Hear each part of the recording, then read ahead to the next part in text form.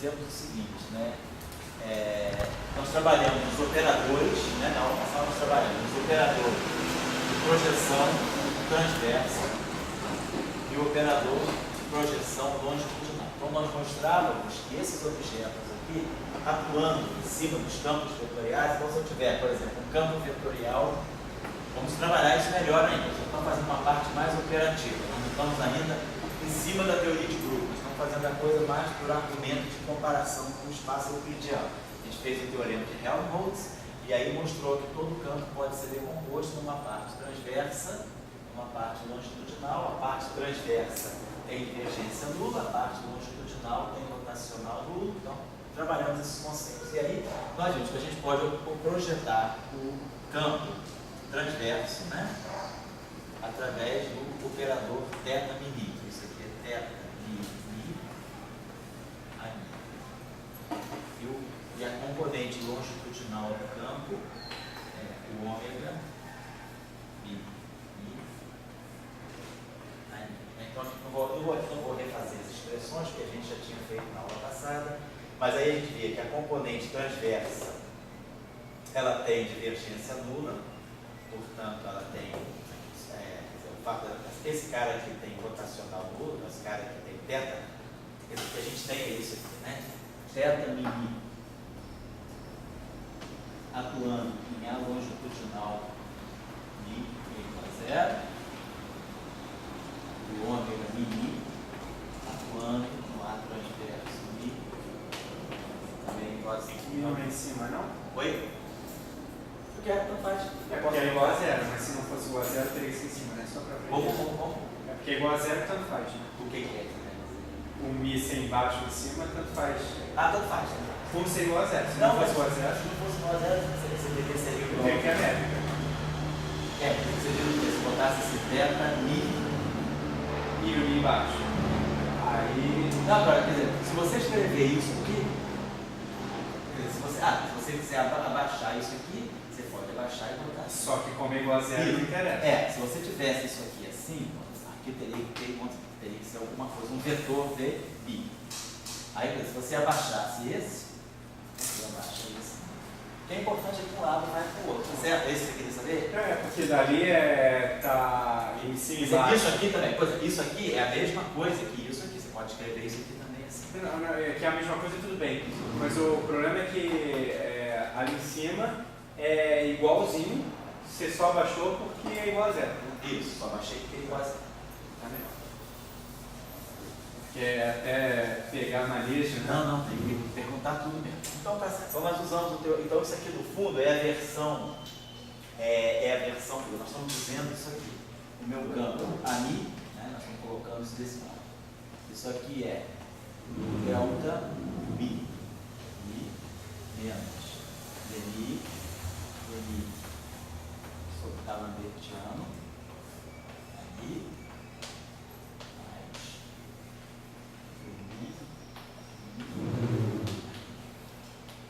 Então, pelo teorema de Helmholtz, isso aqui é o equivalente, né? Então, isso aqui é a parte que tem divergência nula.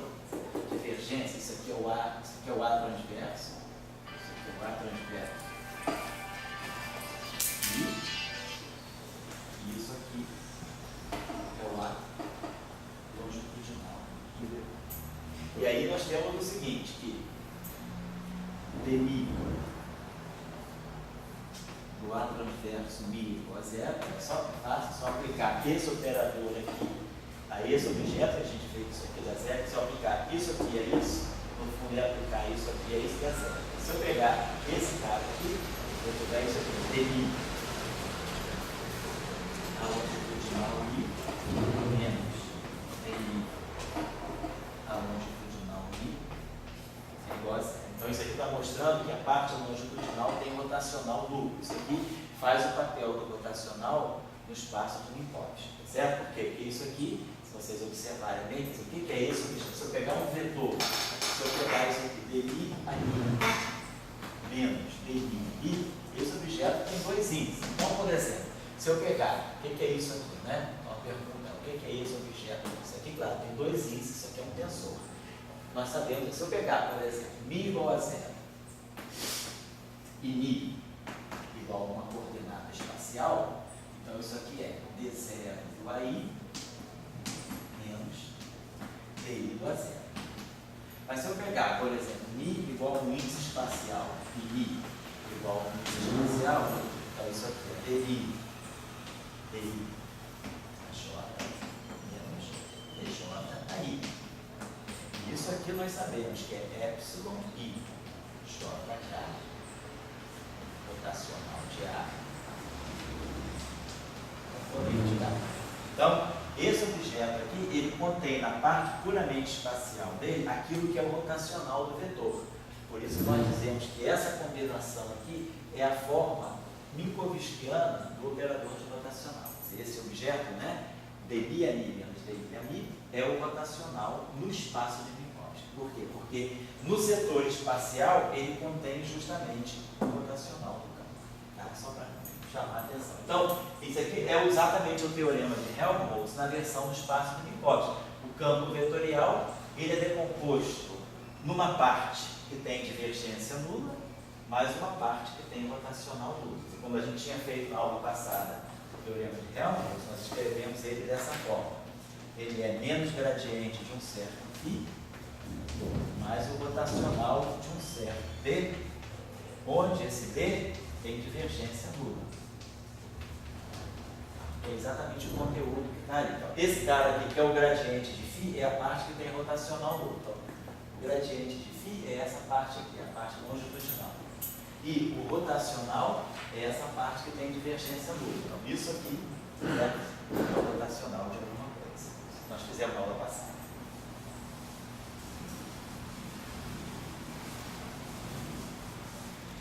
Então, só estou chamando a atenção, foi a revisãozinha no final da aula passada. E aí nós tomamos o seguinte ponto de vista na aula passada. Nós discutimos a questão de formular no espaço de Minkowski uma equação dinâmica para descrever um objeto. Na aula passada, então, nós pensamos o seguinte: esse objeto aqui é um campo quadrivetorial no espaço de Minkowski. Tem uma componente A0 e tem uma componente vetorial. Isso aqui é o meu campo, tudo bem, né? Isso aqui é o meu campo vetorial. Então, nós vimos esse objeto aqui do ponto de vista, né? Do ponto de vista do espaço do grupo SO3, das rotações espaciais, esse objeto é um escalar. Não é um vetor de SO3. Ele é a componente de um vetor do espaço de Minkowski. Mas do ponto de vista do espaço euclidiano tridimensional, esse objeto é um escalar. Então, ele deve ter spin zero. Esse objeto aqui é um objeto que tem 3 componentes, então ele deve ser que é o spin 1. Então a gente sabe que um campo vetorial, essa decomposição aqui é a decomposição SO3. São as componentes SO3 desse objeto. As 4 componentes estão aqui. 1 mais 3, 4. Né? Eu posso agora, eu sei que, por exemplo, quando eu pego essa decomposição, se eu quiser fazer essa decomposição covariante, eu tenho que pegar o meu campo ali e quebrar o meu campo ali uma parte longitudinal mais uma parte transversa. Como nós tínhamos visto na aula passada. Então, a parte longitudinal é a divergência do campo A. Então, esse objeto aqui é o objeto escalar. Então, esse objeto aqui é o setor que contém o spin zero. E esse objeto aqui é o objeto que tem divergência nula. Esse objeto aqui é o objeto que tem o spin 1, a parte transversa. Então, nós sabemos que se eu pegar um quadrivetor no espaço de Minkowski e eu quiser pegar esse quadrivetor, então, no espaço de Minkowski, ele carrega o que seriam 2 spins do espaço-tempo euclidiano. Ele tem um setor que é um spin zero e um setor que tem um spin 1. Covariantemente falando, o spin zero está aqui, o spin 1 está aqui. Então, na aula passada, o zero está aqui, porque o que é esse A longitudinal mi? A longitudinal mi é dmi ani sobre da lambertiana. Então, quem é que está aqui? Isso aqui é a divergência. Isso aqui é a divergência do ar. Então, esse A longitudinal, ele, na verdade, é o gradiente de um objeto escalar. Isso aqui é um escalar. Então, o escalar, ele não tem sentido de rotação, ele tem spin zero. É por isso que o spin zero está aqui. Bom, então na aula passada nós tomamos o seguinte ponto de vista. Suponhamos que eu queira descrever no espaço de Minkowski uma equação dinâmica, né, que me diga que então eu já tinha colocado para vocês que no espaço de Minkowski, esse operador, nós já tínhamos trabalhado esse operador. Esse operador, que é o D'Alembertiano, 1 sobre C2, D2, DT2, menos Laplaciano, esse objeto aqui pode ser escrito assim, dmi, né? Ou também pode ser escrito dessa forma, objeto mini, dmi, tanto faz. Esse aqui é o operador de D'Alembertiano, né? Esse operador aí, no espaço dos momentar, né? Então, se eu fizer essa equação D'Alembertiano de uma certa função de xmi igual a zero, se nós fizermos a análise de Fourier, vamos fazer a transformada de Fourier dessa equação. A transformada de Fourier dessa equação, ela dá para nós, né? Então, lembrando que se eu fizer a expansão de Fourier, né? Que eu vou pensar que isso aqui, isso aqui é expansão de Fourier, né? Vamos também fazer logo a decomposição, fazer a nossa conversão da transformada de Fourier no espaço de Minkowski. Nós vamos fazer o seguinte: a transformada de Fourier, ela vai seguir essa, vou colocar desse modo aqui. Aqui eu vou ter integral em dt sobre 2π, fazendo a transformada de Fourier.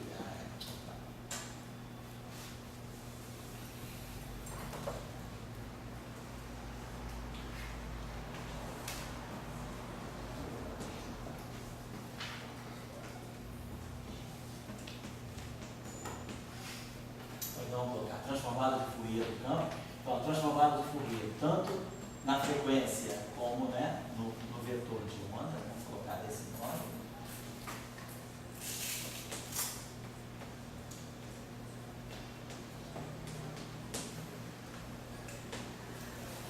Então, isso aqui, ó, lembrando do espaço de Minkowski, esse R kx menos ômega t, eu vou escrever desse modo. Esse é menos I kx. Pensando o seguinte: do espaço de Minkowski, o vetor kmi,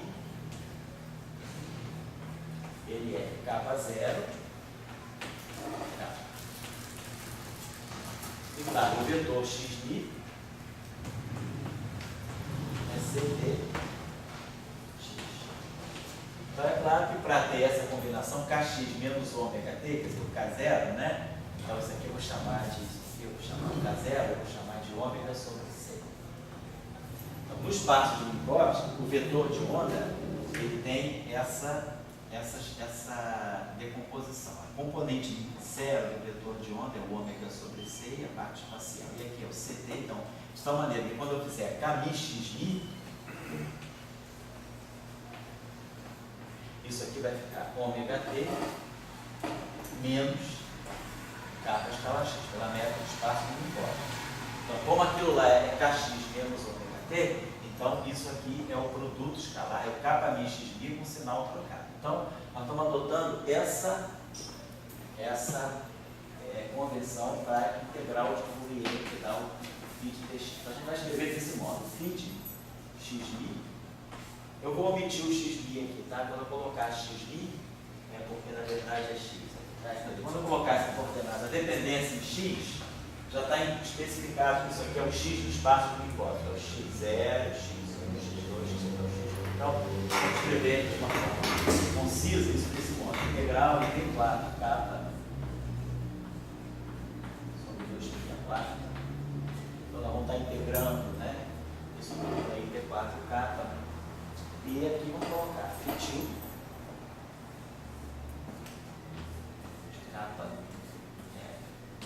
a menos I kx. Então, essa vai ser a nossa convenção para a integral de Fourier de uma certa função. É claro que aí eu posso tirar a transformada de Fourier no espaço de Minkowski. É esse fitivo aqui. Esse fitivo de k vai ser integral d4x do φ xi exponencial de escalar. Então, a transformada de Fourier e a transformada de lembrar também, só colocar essa convenção aqui para depois não ter problema, que o espaço do Minkowski, a integral d4k sobre 2π quarta de E, quanto faz? A mais ou menos ikx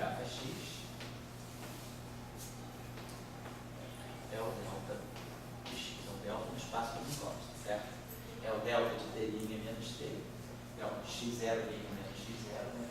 Então isso aqui é transformado de Fourier, quer dizer, é a representação em Fourier da função delta de Dirac. Da mesma forma que em uma dimensão a gente tem isso, né? A gente está generalizando isso aqui para 4 dimensões, tá? Beleza, só para fixar as notações. Então a gente viu o seguinte, na aula passada, a gente viu que o conteúdo dessa equação aqui, se eu fizer a análise de Fourier, se eu substituir o φ por essa expressão aqui, claro, nós sabemos que o D'Alembertiano atuando no exponencial de menos i kx, então nós vamos ter aqui, ó, quando eu atuar com o D'Alembertiano, eu vou ter 1 sobre C2, D2, DT2, mas o D2, DT2 vai estar atuando aqui, vai produzir menos ômega, né? Então eu vou produzir aqui, quer dizer, isso aqui vai dar para nós, o TI vai ficar isso aqui um pouco, isso vai dar para nós menos K2, menos I kx. K2 é claro, K2 significa caminho. Tá? Isso aqui é um D'Alembertiano, né? Atuando aqui, porque a derivada temporal vai atuar no menos I ômega t. Então ela vai produzir menos ômega 2, né, sobre C2. E a parte espacial vai atuar no Ikx. Então quando eu pegar aqui, vai produzir aqui um menos IK. Então vai ficar menos IK ao quadrado dá K2. Então como na beta tem sinal, fica isso aqui. Então, D'Alembertiano atuando nisso aqui, vai produzir, mas isso aqui nada mais é do que justamente menos K1. Por isso que aparece esse sinal menos aqui, certo? Então, D'Alembertiano, tanto faz aqui ser mais ou menos, né? Vai dar menos K2, tá? Então, essa equação aqui, se eu for olhar a análise de Fourier disso aqui, se eu substituir esse φ por essa expressão aqui, o D'Alembertiano vai atuar aqui, vai produzir menos K2. Então, o conteúdo dessa equação aqui, no espaço de Fourier, é menos K2 φ de K igual a zero. Então, como eu quero ter solução não trivial para essa equação, eu sou obrigado a ter K2 igual a zero. Então, a solução do D'Alembertiano, né, o fato desse campo, né, está satisfazendo uma equação de D'Alembertiano nulo, o fato do D'Alembertiano desse campo ser nulo, está dizendo para nós que esse campo é expandido em ondas planas, a análise de Fourier é justamente isso, aquele φ de x estava escrito ali, ele é φ tilde de K, quer dizer, ele é expandido em ondas planas, é uma superposição de ondas planas, onde cada onda plana vai satisfazer a essa relação, K2 igual a zero, ou seja, ômega igual a de K vezes C. Então, nós estamos falando de ondas planas, né, que se propagam com a velocidade da luz. Então, essa relação está me dizendo isso. Então, isso classicamente é uma onda de radiação clássica. Aí eu falei, se a gente usar agora o princípio da complementaridade, se a gente agora faz uma associação entre onda e partícula, onda e corpúsculo, a gente multiplica essa relação por H cortado. Essa relação aqui não tem nada de clássico. H cortado ômega é energia e H cortado kappa é o momento. Então, essa equação de onda que descreve ondas que se propagam com a velocidade da luz, né, ela está aqui representando, no fundo, partículas que têm massa de repouso nula. É a relação relativística entre energia e momento para uma partícula de massa nula. Então, o D'Alembertiano, essa relação aqui, D'Alembertiano de φ igual a zero, olhando como onda, ela está significando que eu tenho ondas que se propagam, né, com a velocidade da luz, a relação à dispersão típica do eletromagnetismo. Mas se eu quiser pensar numa análise em termos de partícula, numa análise corpuscular, então os quanta dessa radiação correspondem a partículas relativísticas de massa de repouso nulo. Então, impor D'Alembertiano, quando a gente impõe a equação de Klein-Gordon, a gente está impondo que eu tenho esse campo que vai estar descrevendo partículas que tenham massa de repouso nula. Claro que às vezes a gente pode também partir dessa relação. E se a partícula não tiver massa de repouso nula? Se eu tiver essa relação, E2 igual a C2 mais M2C4. Essa relação. Se eu for fazer o princípio da complementaridade, se eu for pensar que essa equação, ela pode ser isso aqui, ó, E2 menos B2C2 menos M2C4. Vou botar esse modo aqui para Desculpa, mas então, por exemplo, um pacote é a soma das frequências de Fourier. Isso. Então, na verdade, é como se tivesse cada onda plana viajando com C, Isso. onde quando eu juntar eu tenho um pacote. Isso. Mas o pacote quanticamente espalha, Isso. alarga. Quanticamente, Aí você isso. Vamos dizer, aqui nós estamos fazendo, vamos colocar assim, nós estamos escrevendo, quando eu descrevo o pacote de onda, eu não estou fazendo isso. Eu estou descrevendo um pacote de onda, que é uma superposição clássica. Eu estou pegando ondas planas e simplesmente superpondo. Então, eu estou criando um pacote de onda sem nenhuma interferência com a mecânica quântica. Eu estou simplesmente dizendo que quando eu faço essa integral de Fourier, eu estou dizendo que eu tenho coeficientes aqui que vão ser pesados de acordo com o momento e estou expandindo isso aqui em onda plana. Simplesmente estou dizendo isso. Para mim, isso aqui é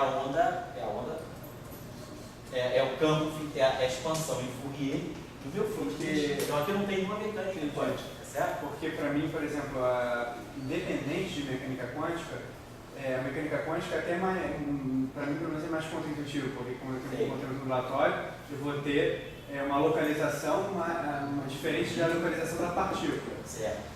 Entendeu? Mas mesmo sem falar de mecânica quântica, aqui você eu pode não falar tenho de localização velocidade de nenhuma grupo. aí, mas eu estou falando de massa. Aqui você pode falar de velocidade de grupo, por exemplo. Posso, mas eu não tenho alargamento. Você pode falar de velocidade de grupo, aí você pode falar que a onda se propaga em torno de uma certa frequência. Se você expandir isso aqui, claro que você pode pensar, expandir essa função aqui, expandir isso aqui, expandir em torno de uma certa frequência. Então, você pode falar que isso aqui tem a velocidade de grupo, se você, vamos dizer, A velocidade de grupo é C. isso. Para todos A relação de dispersão é essa aqui. Então, você quer que Kx, vamos dizer que você colocasse isso aqui, que Kx menos ômega t. Se esse teu ômega aqui simplesmente for kappa c, aí nada feio. Todo mundo tem velocidade c. Mas se esse ômega, se você tiver uma relação de dispersão não trivial, o teu ômega for uma função de k, que é o que vai acontecer quando você introduz a massa aqui, você tem um ômega que não é mais kappa c, é função de k, e aí sim você vai ter uma Tudo velocidade. bem, aí eu concordo, beleza, show. Mas o problema, por exemplo, o fóton tem M nulo. Fóton tem massa nula. Mas na mecânica quântica eu tenho fóton. Qualquer partícula na mecânica quântica, grosso modo, é um pacote. Isso. Então ela tem uma certa localização. Certo. Só que no caso da massa nula, eu tenho onda plana, onde todos viajam com C, então é impossível fazer pacote. Então é impossível localizar. Sei. Mas eu falo de massa e falo de partícula. Pro fóton que você diz? Fóton de massa Fóton. nula. Você fala fóton de massa nula. De massa nula, mas Isso. Eu não estou falando nada de. Tem razão. Entendendo? Claro. Não, Tá. Então vamos voltar aqui à nossa equação de massa. Tá aqui. Então, isso aqui. Deixa eu só fazer uma pergunta. Não. Agora eu entendi a minha pergunta. Então, independente de ter massa nula, o fóton é uma partícula. Se ele é uma partícula, seja quanticamente ou não, quanticamente é mais ou menos, mas ele vai ter uma localização. Ele vai ter um valor esperado, ele é um pacote. Vamos colocar assim, o que significa um fóton para você? Né? Quer dizer, um fóton, vamos dizer que você fala de um fóton, especificamente de um fóton. Então isso significa que você dá automaticamente esse objeto, você vai superpor ele para um conjunto de ondas planas ou não? Você vai dizer, eu tenho um fóton com uma certa frequência e um certo um certo número de ondas, um certo vetor de onda. Então está tudo muito sharp ali.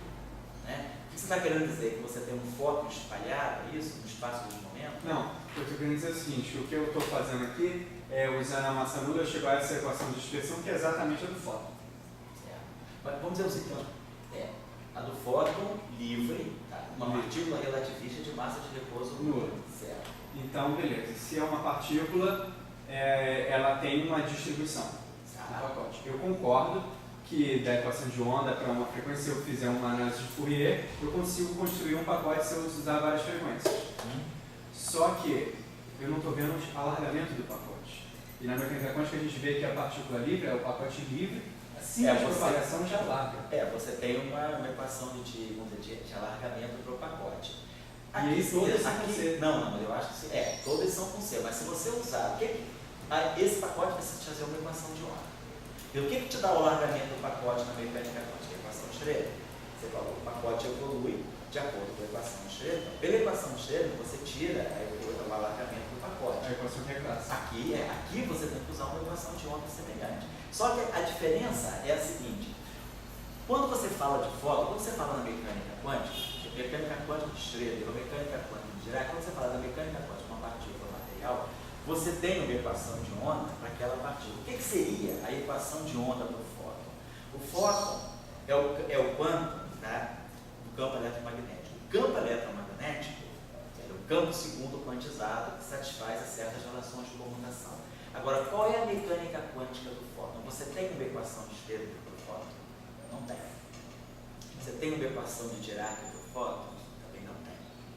Então, o fóton para você, de uma certa maneira, você não tem uma equação que dá o alargamento do pacote dele por uma equação tipo a equação de Schrödinger ou a equação de Dirac. O que você tem é que o fóton é uma descrição corpuscular de um campo, que é o campo do fóton. Esse campo está certo, ele satisfaz certas relações, ele é um campo quântico, mas você não tem uma equação de mecânica quântica para o fóton. Você pode superpor fótons, gerar pacotes de fótons, mas você não tem uma equação de Schrödinger para o fóton, por exemplo. Então, eu acho que você, para poder colocar o alargamento do pacote do fóton, você tem que embutir ali a relação de dispersão que você está usando. Você está usando ondas eletromagnéticas com que relação de dispersão? Qual é a relação entre ômega e K? Eu acho que isso aqui é fundamental. Sem isso você não vai interpretar, certo? Então, vamos voltar aqui então. Então nós vamos fazer o seguinte: suponhamos, aqui eu estou observando o passo que eu fiz. Eu partir dessa equação. O que significa no espaço de Minkowski o Dalavertiano de uma função de Tx ser nulo?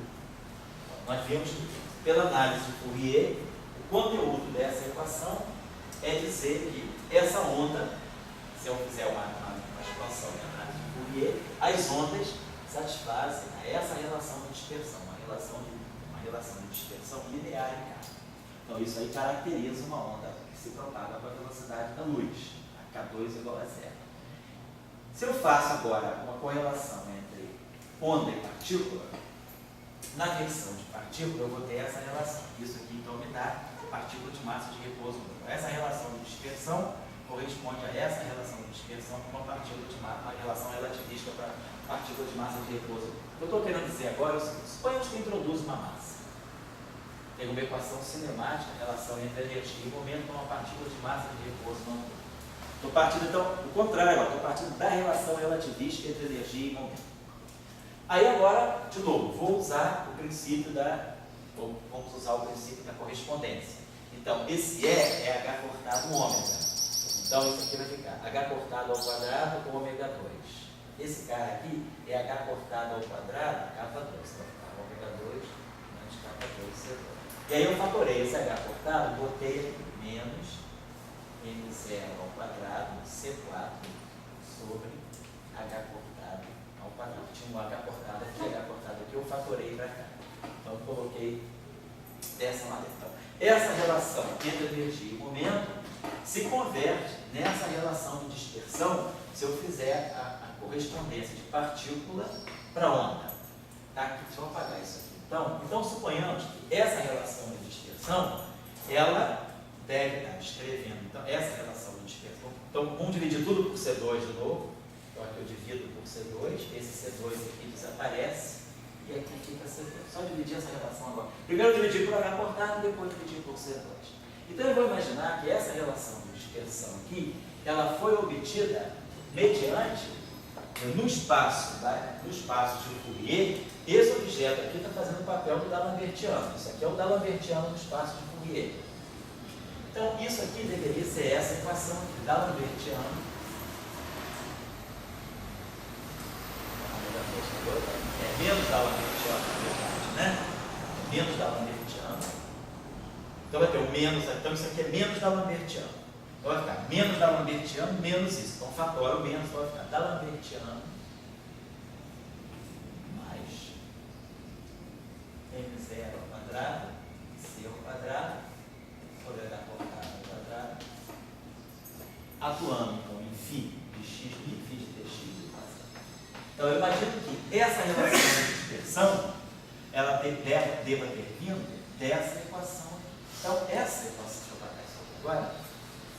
Isso aqui, como nós sabemos, é o inverso do comprimento de onda de Compton, né? O comprimento de onda de Compton de uma partícula de massa de repouso M, né? É H cortado sobre M0C. Comprimento de onda de Compton. Então essa grandeza aqui é justamente 1 sobre o comprimento de onda de Compton ao quadrado. Então isso, no fundo, é o que a gente conhece como a equação de Klein-Gordon. Então, olha, muitas vezes a gente coloca aqui um D'Alembertiano, mas como a gente colocou aqui mais N2C2 sobre H, ou, né, eu posso escrever dessa forma, ou D'Alembertiano mais N2C2 sobre H cortado ao quadrado e de x igual a 0. Então essa equação aqui nós chamamos de equação de Klein-Gordon.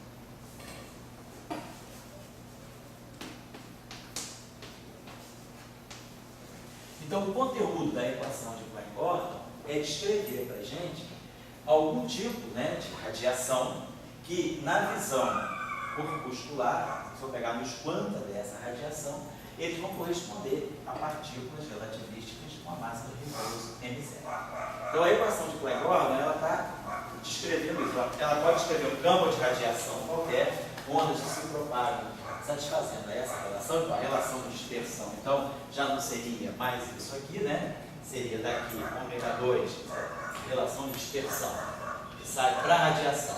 Ômega 2 sobre C2 é menos ômega 2 sobre C2, mais K2, mais M0 ao quadrado, C2 sobre H cortado ao quadrado, igual a 0. Então nós teríamos o ômega de K, a relação de dispersão é essa aqui.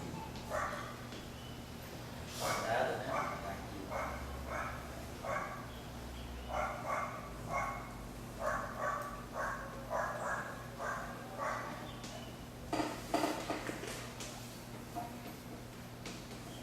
Então, por exemplo, aqui a gente vê que a velocidade de fase é diferente da velocidade de grupo. A velocidade de grupo é d ômega dk. Se eu quiser tirar então a velocidade de grupo, eu vou ter que definir, estou observando, né, que esse objeto aqui é maior do que K. Então esse ômega aqui é maior do que K para C. Mas a velocidade de grupo é d ômega dk. Se eu tirar d ômega dk, é 1 meio, eu tenho que, né, dividir por isso aqui. Então, isso é a relação de dispersão que sai da equação de Klein-Gordon. Mas a equação de Klein-Gordon, isso é a relação de dispersão que sai para a equação de Klein-Gordon vista como uma equação com campo de radiação. Mas vista como uma equação com uma partícula, ela vai ser vista como uma relação entre energia, uma partícula massiva, com aquela relação de energia e momento, que é E2 igual a P2C2 mais N2C4. Então, esse é o papel da equação de Klein-Gordon. Então, o D'Alembertiano, né, do espaço de Minkowski, ele está definindo muito bem uma relação de dispersão. Então, a pergunta que eu coloquei na aula passada, que a gente começou a trabalhar na aula passada, foi: suponhamos que eu esteja no espaço de Minkowski, então, e que nós queiramos descrever uma equação de onda, o campo escalar está aí, o campo φ. O campo escalar só tem uma componente, o spin dele é zero. Então, do ponto de vista do spin, eu estou descrevendo essa equação de Klein-Gordon, ela está me escrevendo uma partícula relativista com uma massa, mas com spin nulo. Esse campo, ele não tem nenhuma, ele só tem uma componente, ele não tem nenhuma referência a spin.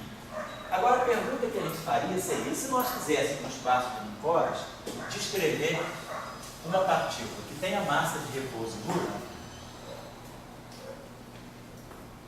mas que tenha spin 1. Então, o que nós entendemos na nossa discussão, ainda sem teoria de grupo, mas apenas fazendo uma análise do teorema de Helmholtz no espaço de Minkowski, é que um objeto com spin 1, ele deve ser a parte transversa de um campo vetorial. Então, um campo vetorial no espaço de Minkowski, ele tem uma componente longitudinal e uma componente transversa. Então, já fiquem atentos para esse fato aqui, que no espaço de Minkowski, um campo vetorial, ele não carrega um único spin, ele é uma superposição de dois spins, ele contém dois spins, diferentemente do espaço euclidiano. No espaço euclidiano, esse vetor aqui, se ele não for o gradiente de um escalar, se esse vetor aqui tiver rotacional não nulo, ele tem três componentes, então a gente escreve o spin 1.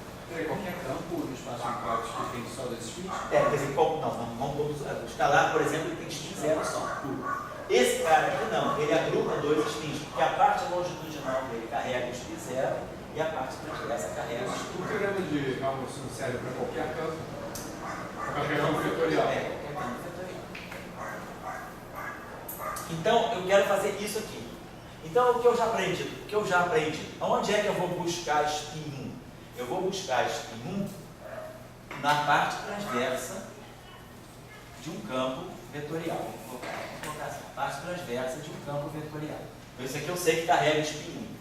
Mas para esse campo descrever uma partícula de repouso de massa nula, ele tem que estar sujeito a uma equação de Klein-Gordon, só que com M0 igual a 0. Então, eu vou impor a esse campo essa condição. A propagação desse campo é a propagação governada pelo D'Alembertiano.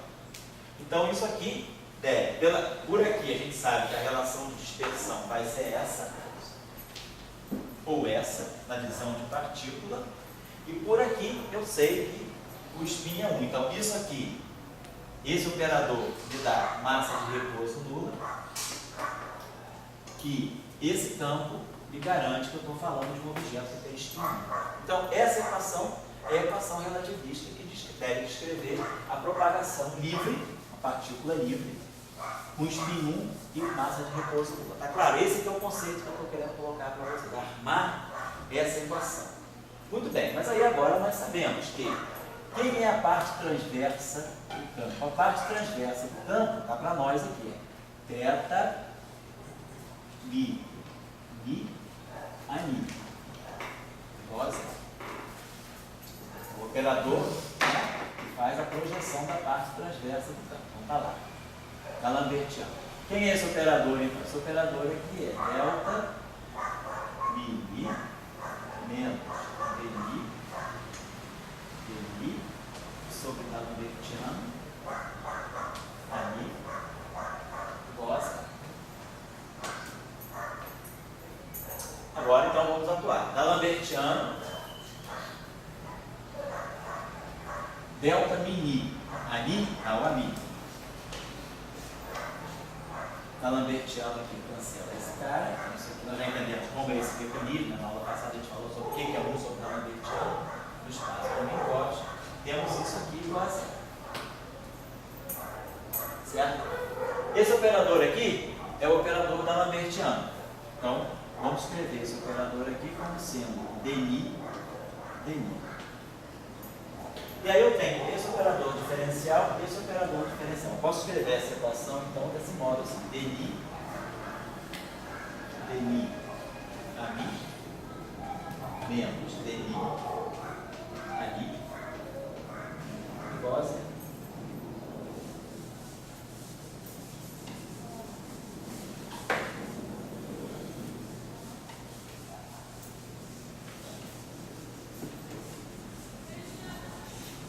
Claro, essa equação aí é uma equação que o índice Mi está saturado, o índice Mi. Eu posso trocar tudo isso, eu posso escrever essa equação desse modo, se eu quiser.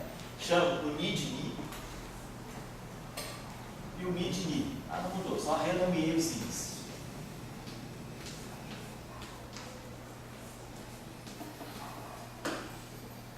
Então a gente vê que eu posso definir um objeto, que eu vou chamar de F', um tensor antissimétrico, rank 2, quer dizer, que é o rotacional, isso aqui é uma definição, é o rotacional no espaço de Minkowski de um campo vetorial.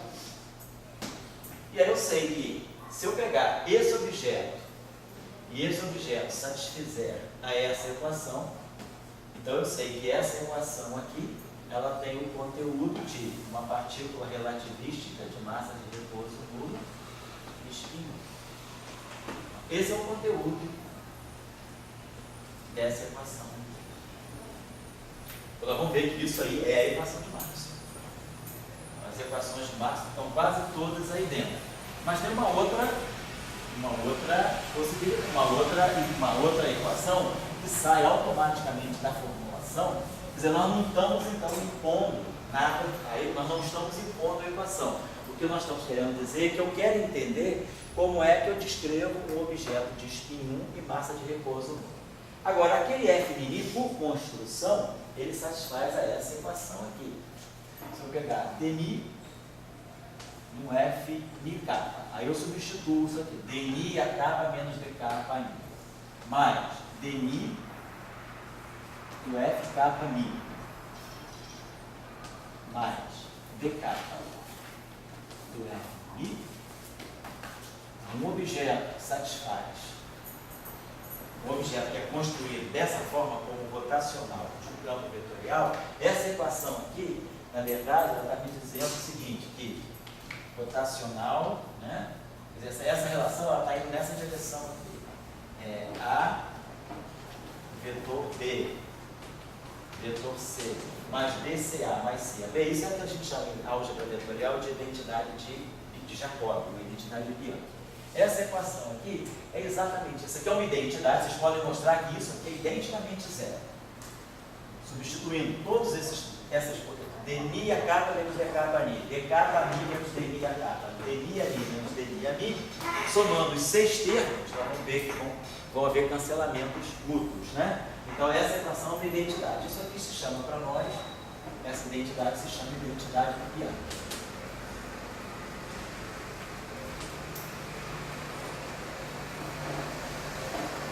Então, a propagação, né, quer dizer, no fundo tudo saiu daqui.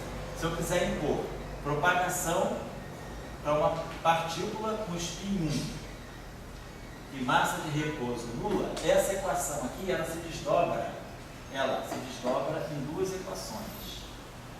dmi de F' igual a zero e dmi do F de K, mais, né, vamos colocar aqui as permutações cíclicas,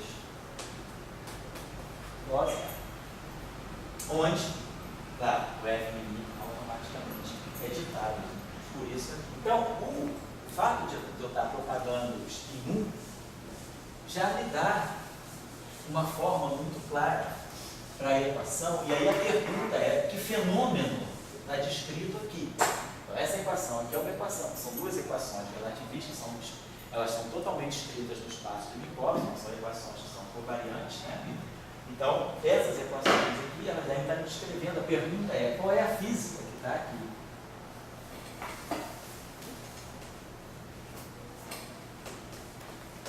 Qual é a física que está aqui? Tudo bem, então, o que a gente começa a observar, vamos fazer só um exercíciozinho, para depois eu encaminhar agora a discussão. Então, fisicamente, o que eu estou dizendo é que, se nós queremos descrever a propagação de um spin 1 e massa nula no espaço de Minkowski, eu ganho um sistema de equações que deve estar descrevendo algum tipo de física. E, vou colocar mais ainda, né, tem uma simetria, naturalmente, uma simetria natural na descrição. Vamos ver qual é a simetria. O que significa uma simetria? Nós já sabemos, é um tipo de transformação que não altera as equações, né? Então, a simetria natural do sistema. Então, nós vimos que o objeto fundamental, nós estamos trabalhando com um campo vetorial no espaço de Minkowski, com esse campo AMI. Isso faz em cima e embaixo. Estou trabalhando com esse campo. Desse campo aqui, automaticamente a gente chegou a uma combinação. Eu ganhei duas equações que são combinações que envolvem necessariamente o FMI. Quer dizer, isso aqui sai como uma consequência natural da nossa formulação, da nossa descrição. Então eu passo do AMI, as equações elas ficam, na verdade, elas não ficam em função do AMI, elas ficam em função do FMI. Na verdade, quem aparece nas equações no final do dia é o rotacional do ar, não é o ar. Então, as equações são aquelas lá. Então, se eu fizer esse tipo de transformação, se eu substituir o A por uma linha, que é AMI, mais o gradiente no espaço de Minkowski de uma função qualquer, f de x, de tx, então é claro, se eu construir agora o meu f' aqui, ele vai ser dmi, a linha mi, menos dmi, a linha mi. Então, se eu construo agora um FMI a partir desse objeto transformado, aqui eu vou produzir dmi do f, e aqui eu vou produzir dmi do f. Contando que essa função de f tem derivadas segundas contínuas, tem derivadas comutas. Então, eu estou supondo que eu tenha funções naturalmente contínuas. Então, esse objeto aqui acaba sendo igual a dmi do ani menos dmi do ani, que é o FMI. Então, a simetria está aqui. Eu posso fazer uma transformação do campo AMI. Eu transformo o campo AMI, mas eu não transformo o FMI, ou seja, então eu não transformo as equações. Se o F' é igual ao F, aquela equação para F' é igual à equação para F. Então eu tenho uma simetria que nós chamamos de simetria de gauge, ou simetria de calibre.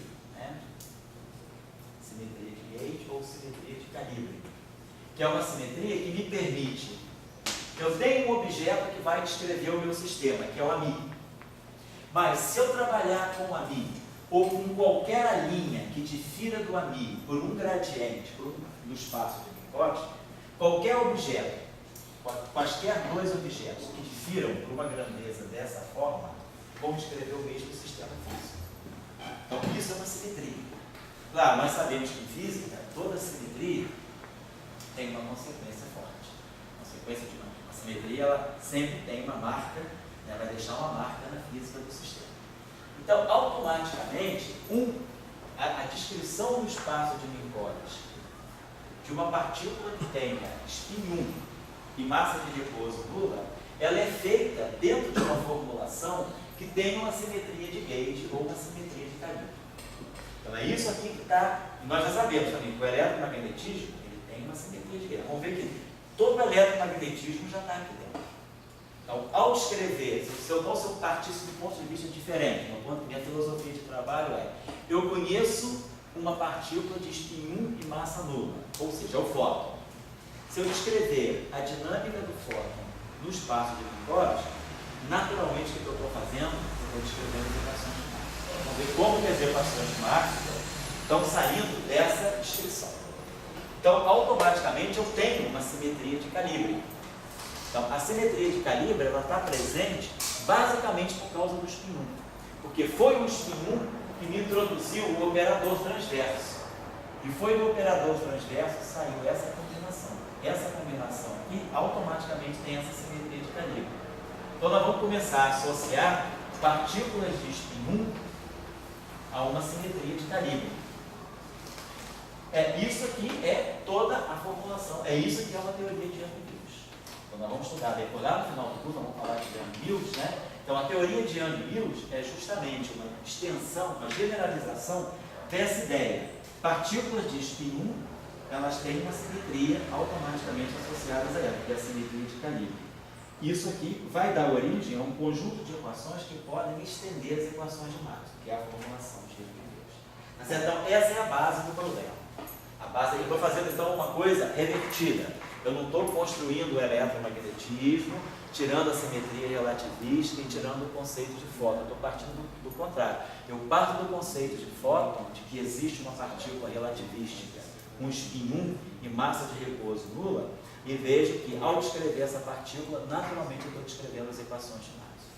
Então o nosso trabalho agora vai ver como garimpar as equações de Maxwell aí de dentro. Então, o que nós vamos ver agora é que esse conjunto, essas duas equações, elas descrevem as equações de Maxwell no vácuo. Então, a pergunta é, que física que está aí? A física que está aí são as equações de Maxwell no vácuo. Então, vamos falar sobre isso agora. Eu estou querendo colocar para vocês, né, revertendo a ordem dos fatos, mas a gente está descrevendo a mesma coisa. A gente sabe que o eletromagnetismo tem simetria relativística. Mas o que eu quero mostrar para vocês é que a gente está começando a descobrir um procedimento que nos permite tirar equações, né, para descrever sistemas físicos a partir de descrição de partículas. Então, isso poderia ser interessante, porque eu poderia perguntar assim, então, e se eu quiser chegar ao campo gravitacional? Se eu quiser, será que eu poderia escrever uma equação relativística com uma partícula de spin 2 massa de repouso nulo? Eu vou fazer o mesmo trabalho aqui. Vou pegar. O que é uma partícula de spin 2? Vamos aprender o grupo de Lorentz, vamos aprender como é que eu descrevo spin 2 em relatividade. Aí se eu impuser que o D'Alembertiano de um objeto de spin 2 é igual a zero, o que eu vou ganhar? Eu ganho a relatividade geral. Então vamos ganhar as equações de Einstein. Então o que a gente começa a ver é que, sabendo descrever partículas no espaço de Minkowski, naturalmente eu vou ganhar as físicas que eu conheço. Eu vou ganhar relatividade geral, posso ganhar o eletromagnetismo. Então a gente começa a associar interações a dinâmica de partículas com certas características. Spin 1, massa zero, eletromagnetismo. Spin 2, massa zero, relatividade geral. Campo gravitacional relativístico. É isso que eu estou querendo colocar para vocês. O procedimento, então, é um procedimento universal. Então a pergunta é, que física está descrita aí? Então o que nós sabemos é isso. Nosso ponto de partida é esse aqui. Nós vamos partir de um campo amigo. Então, um campo amigo relativístico, ele tem componente A0, tem componentes espaciais A. Então, estão lembrados que o campo da versão contravariante contém o campo do espaço euclidiano. E o campo da versão covariante, por uma questão de nossa métrica, ele mantém essa componente aqui, mas troca o sinal dessa. Então, quando o campo está em cima, é isso. Quando o campo está embaixo, é isso. Então, vamos tirar quem é o nosso F mini. Então, esse objeto aqui, F mini, ele é antissimétrico. F mini é menos F mini. Então, é claro que o F00 é igual ao F II, que é igual a zero. Né? F00 é igual a zero, F11 é igual a zero, F22 é igual a zero, F33 é igual a zero. Para dar antissimetria. Então, só vão sobrar as componentes independentes, são as componentes com F0i, uma componente temporal e uma componente espacial, ou as duas componentes espaciais, devido a essa antissimetria. Então eu posso ter F01, F02, F03, F12, F23 e F31. Todas as outras dependem das imagens, por causa da antissimetria.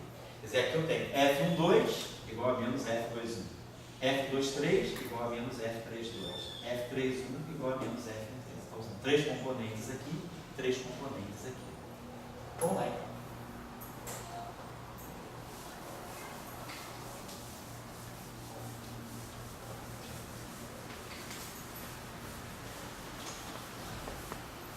Então vamos pegar a componente F0i. Vamos ver o que essa componente dá para nós. F0i.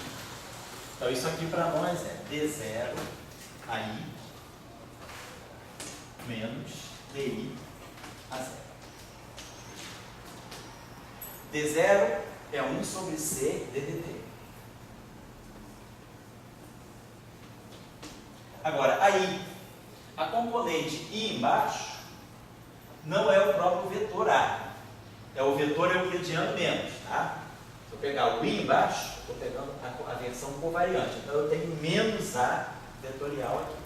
Eu vou fazer o seguinte, eu vou botar a flechinha, apesar de ser redundante, eu vou colocar a flechinha para indicar que eu estou falando do vetor euclidiano. Então aqui vai ficar um sinal menos A, componente I. Então isso aqui significa a iésima componente do espaço euclidiano. Estou pegando esse sinal menos aqui, está me indicando, quer dizer, que esse AI, o I embaixo, no sentido de Minkowski, é menos o A euclidiano. Então é o menos o A, o vetor A no espaço euclidiano. E aqui menos. Aí vocês estão lembrados também, DDI, estão lembrados dessa relação. DDI é D dxi, em cima. Lembra que nós tínhamos mostrado que isso aqui, na verdade, é isso? Agora, xi em cima são as coordenadas realmente do espaço euclidiano. Então, isso aqui é o próprio gradiente. Isso aqui é a iésima componente do gradiente. Então, aqui vai ficar menos componente I do gradiente atuando no A0. Vamos colocar isso dessa forma. Certo? Então, a gente pode pensar o seguinte: esse objeto F0i, ele está associado a um vetor, ele estaria associado a essa grandeza, menos 1 sobre C, menos 1 sobre C, menos gradiente de A0. A0 embaixo é a mesma coisa que A0 em cima, menos 1 sobre C, DDT do vetor A. Componente existe, né? Oi? Componente existe. Beleza?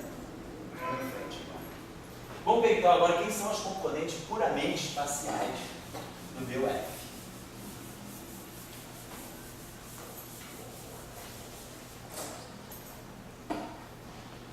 Meu F e J no espaço de Minkowski, tá?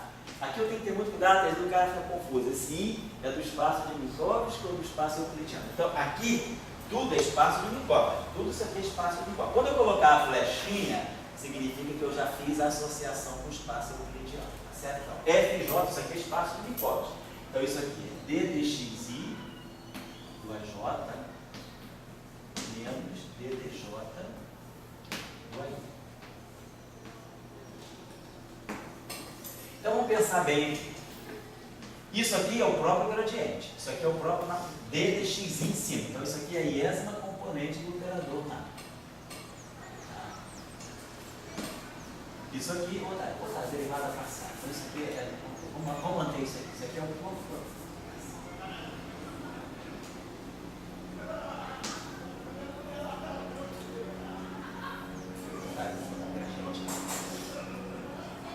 É o DD. Agora, esse objeto que está aqui não é o vetor euclidiano, é menos o vetor euclidiano. Então, aqui vai ficar menos o vetor do espaço euclidiano, AJ.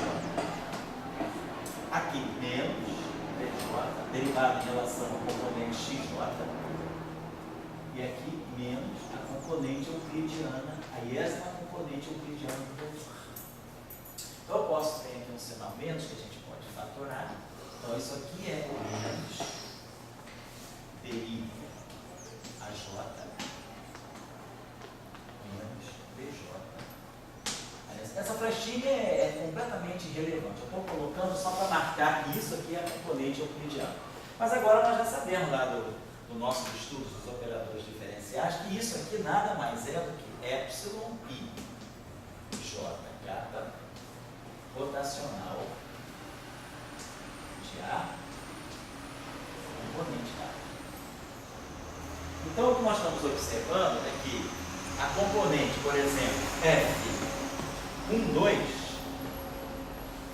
é menos epsilon 1, 2, 3, então é a componente 3 do rotacional. Rotacional de A, componente 3. F2, 3 é menos o rotacional de A, componente X do rotacional de A. E F31 é menos o rotacional de A,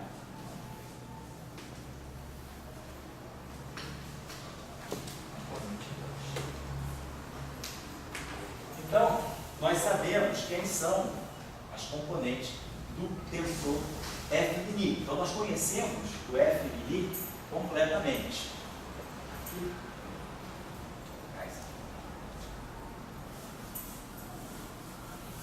Deixa eu apagar só uma coisinha só. Bom, então o que a gente observa?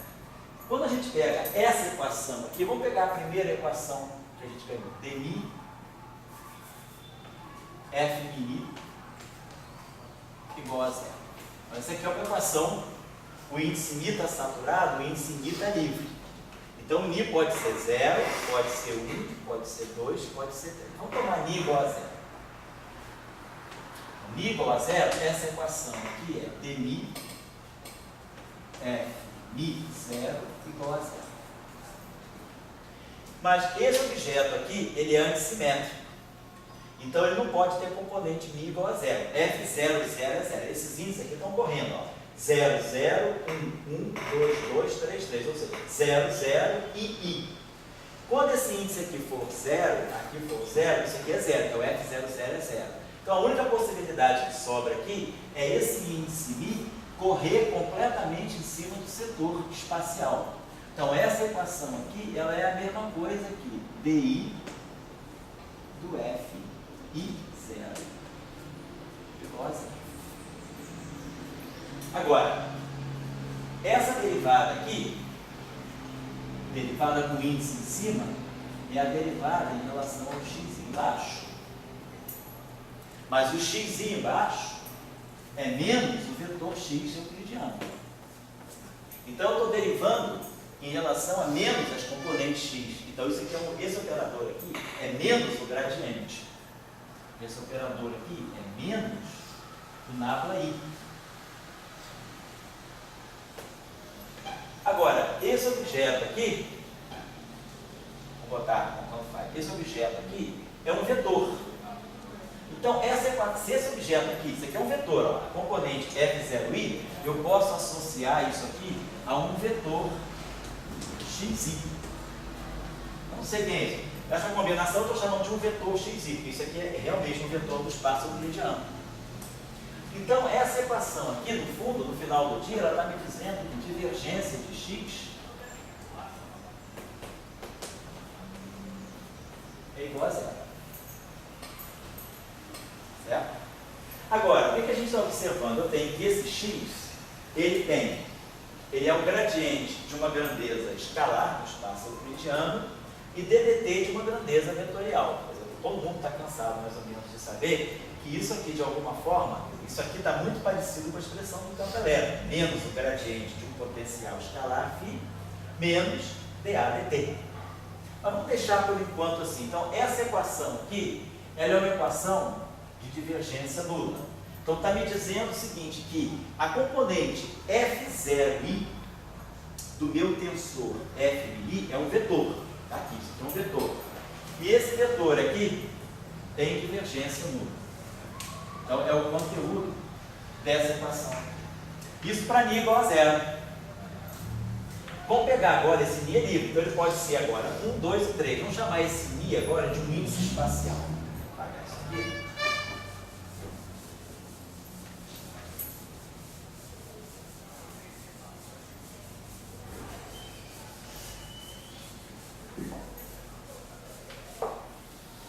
Vamos pegar agora μ igual a I. Então, essa equação vai ficar dmi F μi igual a 0. Agora, se o índice I é um índice espacial, o μ pode ser 0, porque F0i não é 0. Então, essa equação agora ela vai ter duas contribuições. Ela vai ser d0 de F0i mais dj de Fji igual a 0. Estou abrindo agora o somatório em μ. Beleza, D0 em cima é a mesma coisa que D0 embaixo. Então, isso aqui não tem problema. Isso aqui é 1 sobre C ddt do F0i. Agora, esse DJ em cima é d dxj embaixo. lembrando do espaço do qual. Mas d dxj embaixo é menos o d dxj em cima. E isso aí é que é o gradiente, que é o operador nábula. Então, esse termo aqui, ele fica menos nábula j, né? Derivada agora realmente do espaço do fji, igual a zero. Vamos dar assim, vou botar esse d aqui, esse d setinha, para indicar que isso aqui é a derivada parcial no espaço euclidiano, em relação à coordenada euclidiana, xj. Beleza, então vamos em frente. Então, essa equação aqui, ela está me dando 1 sobre c ddt. Quem é o f0i? f0i é esse vetor xi.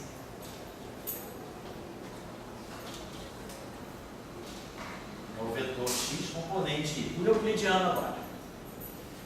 Isso aqui é menos dj, coordenada euclidiana. Mas quem é o fji? Nós tínhamos visto. fji é menos epsilon ji kappa rotacional de A componente kappa. Temos feito isso igual a zero, certo?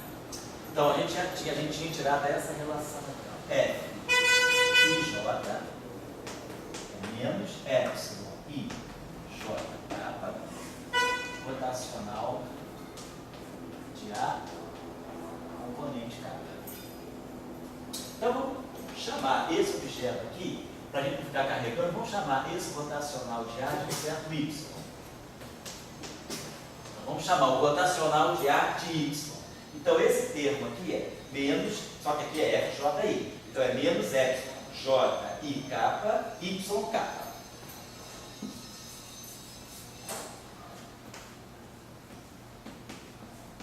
Então estou botando a flechinha para indicar que eu estou no espaço euclidiano.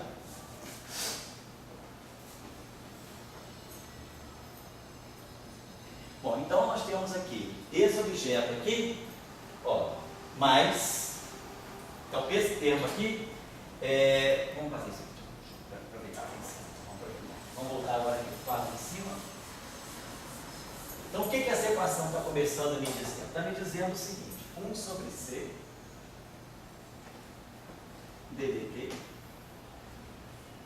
que o xi,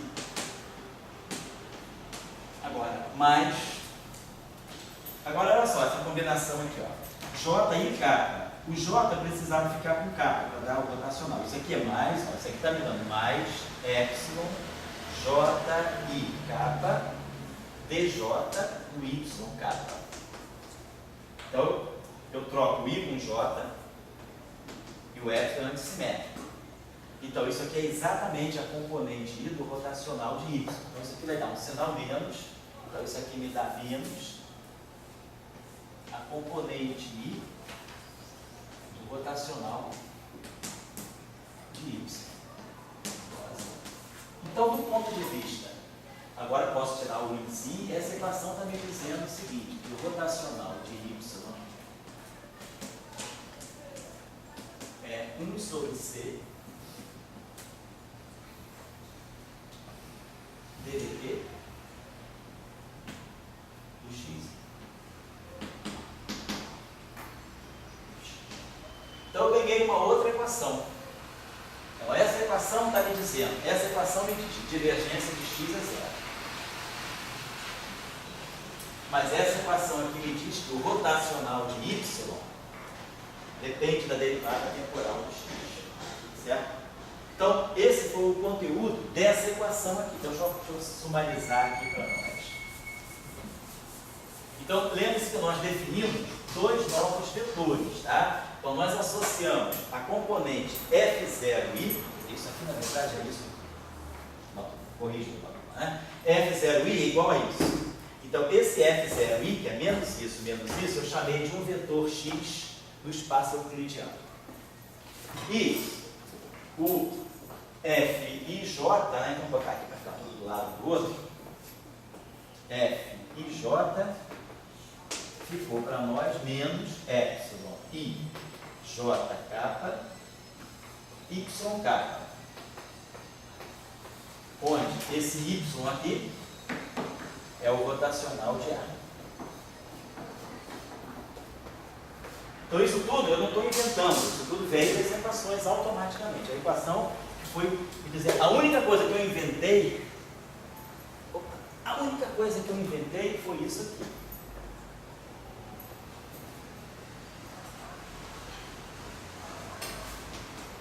Nós partimos disso.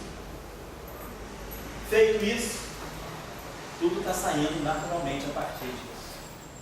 Tá bom? Beleza, então vamos botar aqui. Rotacional. Então nós trabalhamos essa equação aqui. Então, essa equação aqui, vou apagar aqui, essa equação aqui teve dois conteúdos para nós, teve duas consequências. Essa equação do espaço de Minkowitz se desdobra em duas equações do espaço euclidiano. Divergência de x igual a zero e rotacional de y igual a 1 sobre c ddt do x. Tá? Então esse é o conteúdo dessa equação. Vamos agora analisar as identidades de Bianchi. Sabendo já quem é x e quem é y, esses vetores auxiliares que foram aparecendo aí ao longo do desenvolvimento. Então vamos pegar agora essa equação de mi f de kappa mais di f kappa mi mais d kappa f mi. Essa equação boa certa. Então lembre, mi e kappa pode ser 0 e jk. Então esses itens são livres. Então eu posso escolher, não sei se eu escolhesse mi, eu não posso escolher os três índices iguais a 0. Depois 0, 0, 0, 0, 0. Eu vou ter sempre F00. F00 é sempre 0. Então eu não posso escolher os três índices simultaneamente igual a 0. Suponhamos que eu escolha dois índices temporais e o índice kappa igual ao índice euclidiano i.